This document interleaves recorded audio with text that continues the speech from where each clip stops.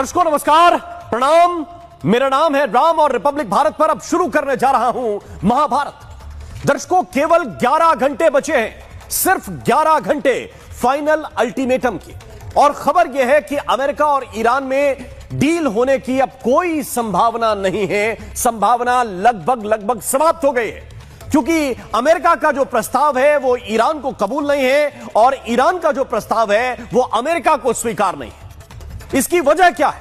इसकी वजह यह है कि दोनों विरोधाभासी बातों पर डील करना चाहते हैं, जो मुमकिन नहीं है, संभव नहीं है। तो फिर संभव क्या है? संभव यह है कि एक बड़े हमले के लिए हम सबको तैयार हो जाना चाहिए।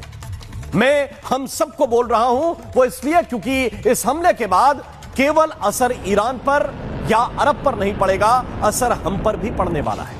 यह युद्ध जो है 40वें दिन में प्रवेश कर रहा है और अब तक जितना इंपैक्ट दुनिया पर नहीं हुआ, अब उसका कई गुना प्रभाव पड़ने वाला है।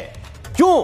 क्योंकि अगर अमेरिका ने तय समय पर हमला किया तो सुबह की पहली किरण के साथ न सिर्फ ईरान के पावर प्लांट तबाह हो जाएंगे, बल्कि खाड़ी देशों की तेल कंपनियां, स्टोर, रिफाइनरी ये भी हिट की जाएंगी और ये भी तबाह कर दी जाएंगी।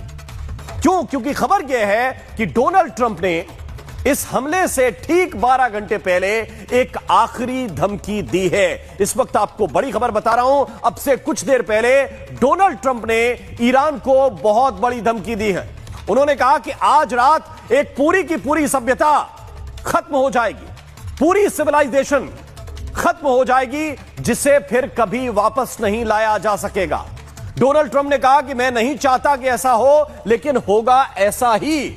ट्रंप ने ईरान में सत्ता परिवर्तन की बात दोहराई है और 47 सालों की जबरदस्ती की सरकार, भ्रष्टाचार, मौत का सिलसिला, उन्होंने कहा कि यह सब कुछ आज खत्म हो जाएगा। और साथ में यह भी लिखा कि ईरान के महान लोगों पर ईश्वर की कृपा हो। कैसे हो?